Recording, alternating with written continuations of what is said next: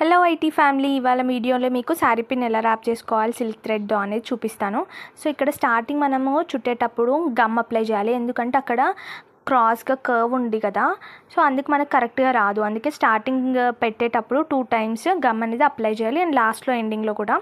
So ఇక్కడ మనం rap చేసేటప్పుడు ఏంటంటే చాలా జాగ్రత్తగా ఉండాలి, ఎందుకంటే అక్కడ సూది ఉంటుంది కదా, నీడిల్ అనేది కుచ్చుకునే ఛాన్సెస్ ఉంటాయి, అందుకే కొంచెం జాగ్రత్తగా ఉండాలి. చుట్టేటప్పుడు ఏంటంటే ఒక చుట్టు చుట్టంగానే అక్కడ చెయ్యి పెట్టుకోవాలి, అప్పుడు టైట్గా ఉంటుంది అనమాట, ఫోల్డింగ్ కూడా నీట్గా వస్తుంది. సెట్ చేసుకుంటూ ఫోల్డ్ చేయాలి. లాస్ట్కి ఎండ్కి వచ్చేటప్పుడు లాస్ట్కి కూడా మనం గమ్ అప్లై చేయాలి, లాస్ట్ 2 ఉన్నప్పుడు, అప్పుడు ఫినిషింగ్ అనేది బాగుంటుంది.